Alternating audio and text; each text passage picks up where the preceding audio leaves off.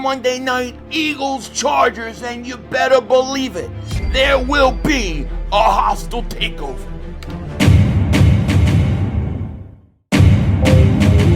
You by the way, Kick Dig back here. So the magic number for the Eagles to win the division and be the first repeat team in the NFC East since 2004 is 3. The magic number is 3, but I gotta tell you, I have way higher hopes than just winning the division. But winning the division always has to be the first goal. And why is it 3? Well, I'll tell you why. Because Dak Prescott forgot his equipment in the first half. All I gotta say to Mark Holmes and those guys out there, your daddy's home. Your daddy's home to stay. Cowboys get crushed 44-30, and that defense, that team still stinks. Nothing has changed. Just like I said, December's here, and it is Cowboys choke season. And oh yes, they choked it up last night. That defense couldn't do anything. Oh, they got the best defense in the whole league. Oh, we got it. After this trade, we got our version of Reggie White. I don't think so. You got crushed. And to be quite honest, and to be very serious at this moment, they criticize Jalen Hurts always for playing only one good half or one bad half. Where was your boy Dak in the first half? That's what I want to know. Because you had 9 points. You had to settle for field goals. You don't win in this league settling for field goals. And that defense stinks. The Eagles may need 3 wins, but it ain't going to take 3 wins. It most likely will take 2 because I think the Cowboys got another 2 losses in them. They're done. You better start working on your mock drafts. Okay? Let the big boys play now. Like I've said, there's levels to this thing. The Eagles up here and Cowboys down here. They're celebrating their 3-inch killer weeks of wins. The Eagles are playing for bigger things. Now, let's get back to what matters most. The birds. And we got some stuff we got to talk about, right? Obviously, you guys know about the Jalen Carter situation. I'm not going to go over that too much except to say I hope that whatever this procedures are supposed to do gets him as close to 100% before the playoffs. We're going to need him to be at a higher level. Clearly, something's been wrong with him all year, and I think part of it's been the shoulder. I think he came in. I don't think he was in great shape, and a lot of things he's been dealing with, and not having him in this game is going to be huge. And we're going to talk about that in a minute. Also, we've got to watch this Darius Slay situation because the Bills picked him up. And then Darius Slay, as you guys know, he said he ain't going to report there. He ain't going. He'll retire if he has to. He'll retire if he has to and put really the ball in the Bills' court. The Bills could, I guess they could cut him or waive him and just be done with him and let him go. They could, I don't know if they could technically rescind the free, I don't know if they can rescind the waiver claim. Probably can't, but they could put him on waivers and just let him go. I mean, here's a guy that's going to play 5 more games and he was going to retire anyways. Okay?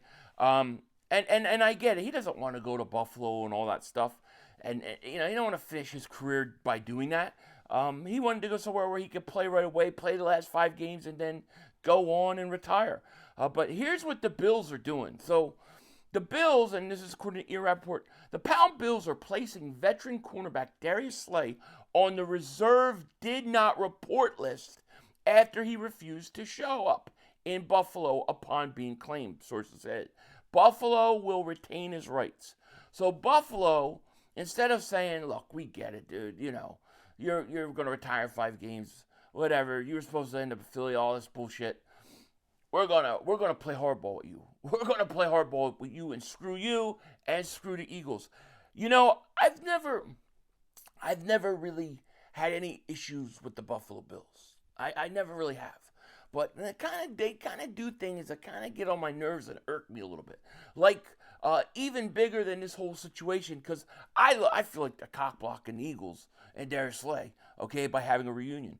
But I don't like the fact that they sit there and they cry about the tush push, and they say the coach gets out there and says, "Well, we love our players and we hate to see them get hurt, and the tush push is just too dangerous. It's too dangerous and it causes injuries. We are going to vote to ban it." Then you vote to ban it. Okay, fine, if that's what you think. But you run it all the time. If you're so concerned about your players, nobody said you have to make the call and run it. But they run it anyways. So how much could you really be worried about your players being injured? Okay, so just things like that kind of irk me. Okay, so anyways, I would still watch the Slay thing, see what happens in coming weeks, see if the Bills just decide to waive him and get over it, or they're going to just screw him by making him on their reserve list, and that's it. He's going to go into the sunset retired. Slay may not mind that, So we'll see. Also, the Eagles will be wearing my least favorite uniform. They'll be wearing the all white this week versus the Chargers. I don't like that. I don't like that at all. I hate that. And then as far as practice went in the game, for the game this Monday, all four of the Eagles players who were limited at practice the start of the week are practicing on Friday. Jalen Phillips, concussion, Bourne, Hand, Jahan Dotson, and Xavier Gibson. Now, Carter, he didn't practice. Lane didn't practice. And Landon Dickerson didn't practice. But my understanding and what they said was that he's having a rest day today. So they were resting Landon Dickerson. Okay, so, I should talk about this as far as the Chargers goes, because you guys' situation with Herbert and his hand. Daniel Popper said the Pound Chargers practice notes. So Marion Hampton was in the blue jersey and is participating in red zone walkthrough. So it looks like Hampton's going to play. Herbert was taking under center snaps in the red zone. Deshaun Hand and Bud Dupree back at practice. Tusker Fisk not practicing. Herbert says they think he's going to play. The question is when he plays, will he be able to go under center? Will he be able to take snaps? And will he be able to make it through the game? To me, you've got to attack him, okay? And when you look at this Eagles defense, and they're going up against the Chargers offense, I mean, the one thing that scares me more than Herbert throwing, because he's got weapons, there's no doubt about it. But the one thing that scares me more in terms of the Chargers offense is they do have an ability to run the ball. They can run the ball. Now, with Hampton back, I think they'll be able to do that more. The Eagles were horrible against the run. They were horrible against the run last week. Remember, no Jalen Carter this week, okay? So the Eagles, the defensive line, to me, is the key to this game. The Eagles' defensive line, they've got to do a good job against the run, and then they got to get to Herbert. Herbert has been sacked in every game this year. That offensive line is banged up. You should be able to take advantage of that. Even with Jalen Carter out, you've got to take advantage of it. This is a Jordan Davis game. This is a chance for Jordan Davis to really shine because you need him to have a big game, okay? And that's why when I look at the Eagles' defensive line, I think they're the key to this matchup. I think if they shut down the Chargers' run game and they get to Herbert, especially with the hand, if he goes, I think that always when I'm streaming, I think if he goes, I think you've got to get to him. And I would love to see Fangio dial up more blitzes, get to hitting him early, make him be thinking about his hand during the game and trying to worry about how he's going to protect it.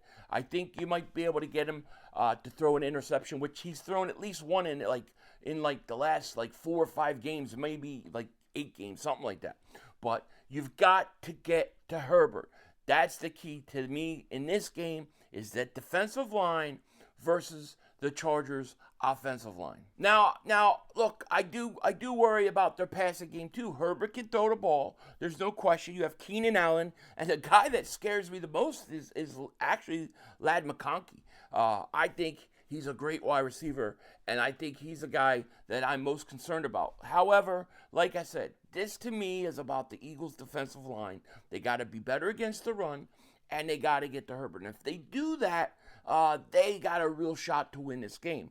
Now, as far as the offense goes, it's like we talk about the same thing every week. I mean, it's, can you start running the ball? Can this offense be more aggressive? Can this offense score points?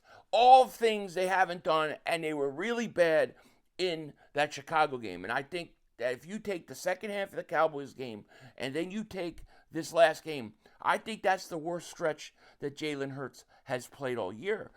But it was interesting when they were talking to Jalen Hurts this week. They talked about some things that they did in this little mini bye. John Clark wrote this. Jalen Hurts says over the mini bye week, they have had a lot of good conversations as an offense about rhythm, sequencing, structure, and organization of what they are doing. Jalen says he went back over the last few years and watched the rhythm and the sequencing of the offense he was running. Jalen says it starts with him, and he prides himself on not being a repeat offender of mistakes, and he is accountable. What do I think that all means? I think that all means Jalen Hurts is going to run the ball more. That's what I think it means. All right? I think he's going to run the ball more, and he needs to run the ball more. I also think Tank Bigsby needs to run the ball more. I think he needs to get a minimum of 10 carries. This is a very good Chargers defense, okay? They're good, and they can get to the quarterback. They can stop the run. I think they held Gentile to like 2.4 yards, but that whole Raiders team stinks. But it's a good defense, and so I'm not expecting 34 points. I think they've held a bunch of teams lately to like under 24 points. I think the last 2 weeks. So, it's going to be a struggle with this defense the way the offense is played. However, you go back, and I hate to go back, and I'm not saying go back fully, but don't turn over the ball, right? Get those turnovers back to 0, where you're not turning over the ball. Run Bigsby more. Let Hurts run a little more with his feet. I think you could get that run game going that way, okay? Then I think, of course, I do think that there are chances with A.J. Brown, Devontae, and I would love to see them use Dallas Goedert. But I feel like at this point where it's a broken record with the offense. They do the same things, same mistakes every week. We know what they've got to do. The question is, can they do it? And that, I don't know. That we're going to have to see. But we need them to, and they need to be, they need to find this run game and have some sort of balance, okay? And go against tendencies. Your tendencies are too easy to read. So it'll be interesting to see if anything that Hurts says means anything. We'll find out. But like I said, I think that this game, I think this defensive line and this defense is going to have to hold the Eagles in this game because of the way the offense has struggled this year. And that's the question. Can they do it? This game, to me, is a turning point. Now, I said that about other games, of course, but turning points, those other games where if you're put in a position for a number 1 seed or put yourself in a position for a number 2 seed. To me, you want to be a top 2 seed, you have to win this game and get back into it, okay? Also, you win this game, you've essentially destroyed any hope Cowboy fans may have of a collapse. So the Eagles got to go out. They got to win this game. I have them winning this game. I think they will win this game. All right? I believe it. I believe. I know I said earlier in the week it's gonna be double digits. I'm coming down off of that a little bit. Okay? I am gonna say I think the Eagles are going to win this game in a close game, and I'm gonna say the Eagles win it 24-20. I got the Eagles winning. I don't know if Herbert's going to finish this game, but I do think the Eagles will get this victory. So with that said, I hope you guys have a great, great day. We will be streaming a bunch on Sunday, and I'll have at least a live stream for you guys with the shakedown tomorrow. With that said, take care. Talk to you later, of course. Don't be a dingbat. Remember, it's Howie Vision. We're all just living in it.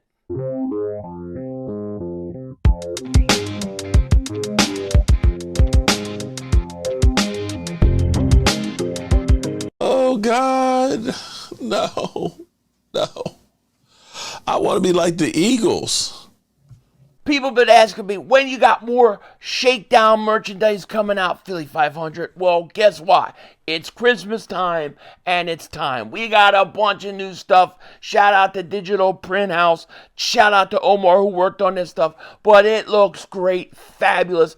I'm going to get some of my own stuff for holiday gifts. Check the link in the description and go get yourself some of that Philly Shakedown merchandise. That's all, folks. The brother screwed us.